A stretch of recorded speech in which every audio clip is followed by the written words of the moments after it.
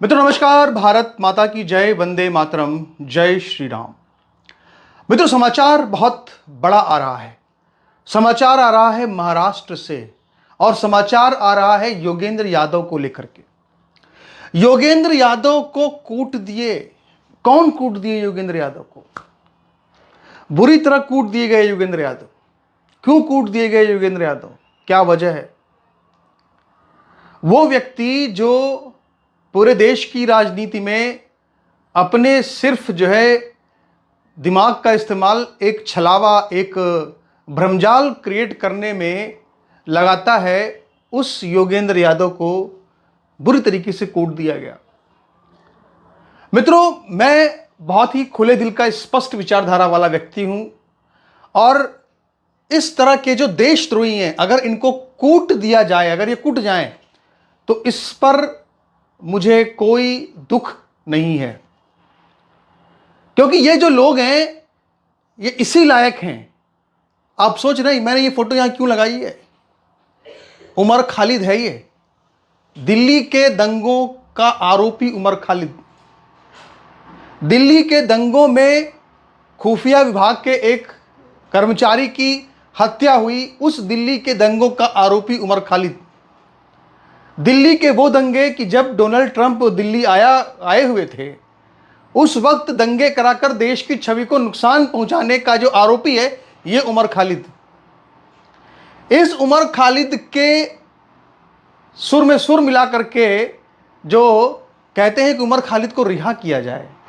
उमर खालिद के लिए जिनके दिल में इतना ममता उमड़ती है, इतना दूध उमड़ता है जिनके सीने में, उमर खालिद जैसे आतंकवादी जिहादी विचारधारा वाले लोगों के लिए जो गजवाए हिंद ही का ही सपना देखते हैं, ये गजवाए हिंद के जो सपना देखते हैं उमर खालिद जैसे लोग, उनका ये कठपुतली है योगेंद्र यादव। उस योगेंद्र यादव को अगर कूट दिया गया तो इसके लिए मैं कड़ी निंदा भी नहीं करूंगा। अगर कूट दिया गया तो इसके कर्मों का फल है। इसको जो इसने अपने मैं इसको आज से नहीं, इसको कम से कम 20 सालों से जानता हूं। जब से मैंने अपने पत्रकारिता का जीवन शुरू किया, जब मैंने पत्रकारिता का जहां से मैं कोर्स कर रहा था, वहां भी ये योगेंद्र यादव हमको सिखाने आया था कि आखिर पत्रकारिता कैसे होती है। ठीक है, तो ये वो लोग हैं जो कि यहां पे देश में आतंकवादियों के लिए माहौल बनाने का काम करते हैं। ये वो योगेंद्र यादव जो कूट दिया गया। तो इसमें किसी को ज्यादा परेशान होने की, किसी को ज्यादा हाय तौबा मचाने की आवश्यकता नहीं है। जो कूट दिया गया योगेंद्र यादव, कूट दिया गया, जिन लोगों ने कूटा उनकी बात करेंगे कि भाई आखिर वजह क्या रही, मामला है क्या। जरा इसको समझते हैं कि आखिर योगेंद्र यादव को कूट क्यों दिया गया, इसकी वजह क्या है, समझते हैं। मैं तो दरअसल आप जानते हैं महाराष्ट्र में विधानसभा चुनाव होने वाले हैं। नवंबर के महीने में विधानसभा चुनाव होंगे। तो विधानसभा चुनाव में कांग्रेस पार्टी के पक्ष में माहौल बनाने के लिए एक भारत जोड़ो अभियान शुरू किया है योगेंद्र यादव ने। उसी भारत जोड़ो अभियान के तहत एक सभा में ये बोलने के लिए गए हुए थे महाराष्ट्र के अकोला में। और वहीं महाराष्ट्र के अकोला में जब ये अपनी सभा कर रहे थे, और उस सभा में जो कि सभा का जो मुख्य विषय क्या था, उस सभा का जो मुख्य विषय था वो ये था कि महाराष्ट्र और वोट, यानी बेसिकली वो लोगों के दिमाग को ब्रेन वॉश करने के लिए, डाइवर्ट करने के लिए, कांग्रेस पार्टी के पक्ष में लाने के लिए वहां पे इस तरह की गोष्ठियां, इस तरह की सभाएं कर रहे थे। जैसे ही वो मंच पर चढ़े, सुनने में ये आ रहा है कि इन्होंने आरक्षण पर कोई ऐसी बात कह दी कि जिससे लोग बहुत नाराज हो गए। और लोग नाराज हो गए और इनके जो पूरे कपड़े थे वो फाड़ने शुरू कर दिए। कम से कम 30-40 लोग अचानक से मंच पर जाके चढ़ गए। और जब मंच पर चढ़ गए तो उस समय जबरदस्त तरीके से धक्का मुक्की जो है वो शुरू हो गई। और जब वो धक्का मुक्की वहां पे शुरू हो गई तो बीच बचाव करने के लिए फिर पुलिस मैदान में आई। अब देखिए, जिस बीजेपी सरकार को ये कहते हैं कि साहब बीजेपी सरकार तो फांसीवादी होती है, उसी बीजेपी की सरकार महाराष्ट्र के अंदर है। लेकिन वही जो फांसीवादी सरकार जिसको ये कहते हैं फांसीवादी है, उसी फांसीवादी सरकार की ये पुलिस है और वो इनको बचाने का प्रयास कर रही है।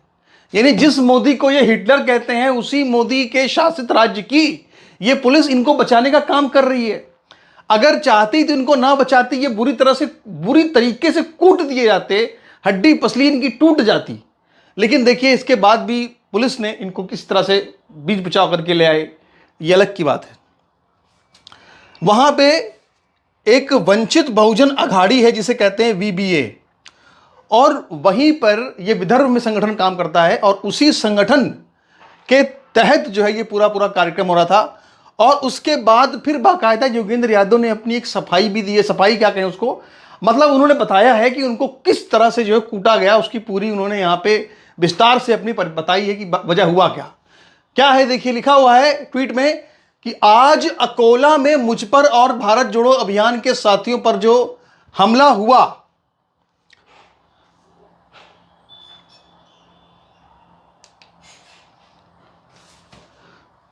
वह हर लोकतंत्र प्रेमी के लिए गंभीर चिंता का विषय है। भारत जोड़ो अभियान के विदर्भ दौरे के तहत हम संविधान की रक्षा और हमारा वोट विषय पर संविधान की रक्षा, समझ रहे हैं, मतलब मोदी संविधान खत्म कर देंगे, कांग्रेस पार्टी का जो पूरा इको सिस्टम कहता है, विषय पर सम्मेलन कर रहे थे। तो मुझे बोलने से रोकने के लिए 40-50 लोगों की भीड़ मंच पर चढ़ गई और मेरी ओर बढ़ी। हम बैठे रहे और स्थानीय साथियों ने घेरा बनाकर हमारी रक्षा की। पुलिस के आने के बाद भी हुड़दंगियों का आक्रमण और तोड़फोड़ जारी रहा। सभा वहीं समाप्त हो गई। पिछले 25 वर्षों में अनेक स्थानों पर व्याख्यान दिए, लेकिन ऐसा पहले कभी नहीं हुआ, ऐसा पहले कभी नहीं हुआ। क्योंकि भैया ये जो है अब माहौल बनाएंगे कि देखिए बीजेपी ने करवा दिया हमारे ऊपर इस तरह से हमले। अब बड़ी बात यह है कि कूटने के बाद जो है इन्होंने एक बयान जारी किया। इनके चेहरे पर 12 बजे हुए हैं, इनको नजर आ रहा है, दिन में तारे नजर आ रहे हैं। मतलब क्या कहें, अब दुख भी होता है, वैसे सहानुभूति तो होनी चाहिए क्योंकि हिंदू हृदय बड़ा कोमल होता है, हमें भी हो जाती है कई बार सहानुभूति, लेकिन फिर अपने दिल को समझाते हैं कि देशद्रोहियों पर, देश के दुश्मनों पर दया कदापि नहीं करनी चाहिए। और इसलिए नहीं करनी चाहिए क्योंकि आप जब इतिहास को पढ़ेंगे तो आपको ये बात जानकर बड़ा दुख होगा कि हमारे जो राजा महाराजा थे, जिनके ऊपर हम भरोसा करते थे कि ये हमारे देश को चलाएंगे, उन्होंने दया करके जिस तरह देशद्रोहियों पर दया की, जिस तरह देश के दुश्मनों पर दया की, उसका कितना बड़ा खामियाजा हमें चुकाना पड़ा इतिहास में। तो इसीलिए अब हम अपने दिल को कठोर कर चुके हैं। हम इस तरह के लोगों पर कदापि दया नहीं करते। पिटने के बाद इन्होंने क्या बयान दिया है जरा ये सुन लेते हैं एक बार। अकोला में जो हुआ उसे हर लोकतांत्रिक व्यक्ति को चिंता करनी चाहिए। भारत जोड़ो अभियान की तरफ से 3 दिवसीय विदर्भ का हम सब लोगों का दौरा चल रहा है। मेरे साथ उल्का महाजन जी हैं, भारत जोड़ो अभियान की महाराष्ट्र की संयोजक, और भाई संजय मंगला गोपाल जो कि भारत जोड़ो अभियान के राष्ट्रीय सचिव हैं, महाराष्ट्र के सह संयोजक भी हैं।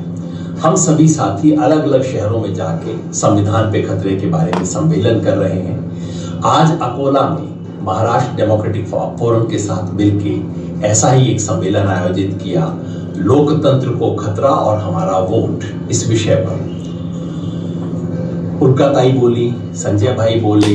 बहुत शानदार सभा थी, इतनी बड़ी संख्या में महिलाएं वहां पे आई थी।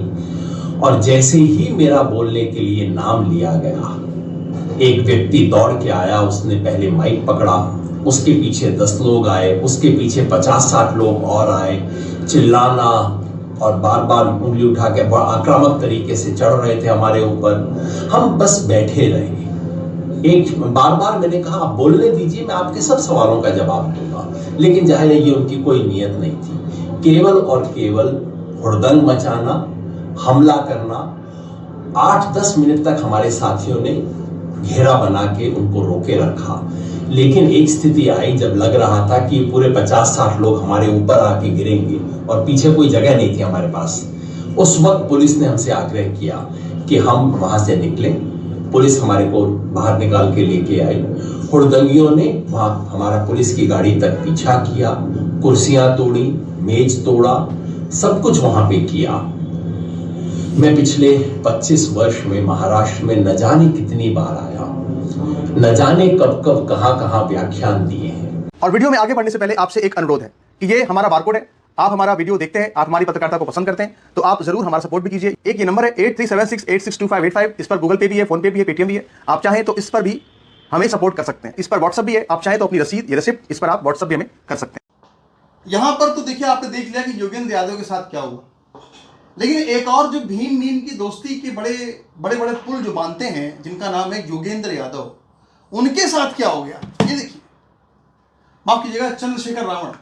ये चंद्रशेखर रावण है, ये भी दिल्ली में जंतर मंतर पर एक सभा कर रहे थे और वहां पर जब सभा हो रही थी, मुसलमानों की सभा थी वहां पर, और उस सभा के अंदर ही जब मंच पर बोलने जा रहे थे उसी वक्त वहां पे जो आयोजक थे वो आ गए, जो कि वेशभूषा से कपड़ों से पहचान हो रही है कि मुसलमान हैं, वो आ गए और आ करके उन्होंने चंद्रशेखर रावण को इसके बाद धमकाया और कहा कि यहां से तुरंत निकल लो, फौरन निकल लो यहां से। और इसके बाद इनको वहां से निकलना पड़ा। जब यहाँ पे निकालने की बात हुई तो ये भीम के जो रावण के कार्यकर्ता थे वो भी यहाँ पे आके इनसे भिड़ने लगे, लड़ने लगे कि इनको दबा देंगे। लेकिन ये जो इनके मीम हैं, अब यहाँ पे देख रहे हैं कि जो भीम के सेनापति हैं, भीम आर्मी के चंद्रशेखर रावण, उनको भी अब बात बताइए, इससे ज्यादा दुर्भाग्यपूर्ण क्या होगी, बात क्या होगी बताइए। इस तरह की स्थिति बताइए, सोचिए जरा, अपने दिमाग पर जोर लाकर सोचिए कि एक आदमी वहां पर मुसलमानों की चापलूसी करने गया था। मामला क्या था? चापलूसी करने गया था वहां पे कि भैया हमको भी शामिल कर लो सभा में, हमें भी बोलने का मौका दे दो, हम सांसद हैं। लेकिन वहां पे जो सारे के सारे मुस्लिम लीडर्स थे, ये देखिए, नारेबाजी करके इसको मंच से उतार दिया रावण को। और ना सिर्फ उतारा बल्कि लोग कह रहे हैं, साहब लोग जो लिख रहे हैं, योगेंद्र यादव तो भाई साहब पिट गए, गजब के कुट गए। लेकिन ये जो रावण है, ये तो भैया पिटते पिटते बचे हैं, पिटते पिटते बच गए। ये अच्छी किस्मत थी इनकी यहां से कि पिटते पिटते बच गए, वहां से मंच से खटाखट निकल के भाग लिए कि भैया जान बची तो लाखों पाए, लौट के बुद्धू जो है वो घर को आए। तो जरा ये भी जान लीजिए कि आखिर ये मामला था क्या, भाई समझना जरूरी है, आखिर मामला था क्या, ये समझिए जरा। ये देखिए, आप आजकल देख रहे हैं मित्रों किस तरह से पूरे देश के अंदर कई बार ऐसा होता है कि मुसलमान लोग सड़कों पर उतर आते हैं, उतर कर कहते हैं कि नबी का अपमान हो गया और अल्लाह का अपमान हो गया, ईश निंदा हो गई। इसके बाद वो कहते हैं भाई कि सर तन से जुदा कर देंगे। तो ये जो कई मामले सामने ऐसे आए, तो जंतर मंतर पर एक कार्यक्रम हो रहा था, उस कार्यक्रम में इन्होंने एक पोस्टर लगाया था, भीम आर्मी वालों ने। क्या पोस्टर था? संविधान संसद धार्मिक अपमान नहीं सहेंगे, नबी ये पाक की शान में गुस्ताखी बंद करो, वक्फ बोर्ड संशोधन कानून के विरोध में, मुस्लिम धर्मगुरुओं पर झूठे मुकदमों के विरोध में, जंतर मंतर दिल्ली, भीम आर्मी, भारत एकता मिशन। भारत एकता मिशन, भाई और चारी के बीच में कैसी एकता हो सकती है, ये समझ में नहीं आता। मुख्य अतिथि एडवोकेट चंद्रशेखर आजाद, राष्ट्रीय अध्यक्ष आजाद समाज पार्टी काशीराम। तो ये जो है यहाँ पे अपना पोस्टर लगा करके अपनी दुकान सजाने गए थे, लेकिन इनकी दुकान को वहां पे, इनकी दुकान पे ही लात मार दी, इनकी दुकान पे ही लात मार दी, भाई निकल यहाँ से निकल। तो ये भैया हुआ रावण के साथ। तो आपने देख लिया मित्रों, रावण और योगेंद्र यादव दोनों के साथ जो हुआ उसको लेकर के बहुत सारे लोग कलिंदा करेंगे, हम भी कलिंदा करते, चलिए कलिंदा करते हैं हमने।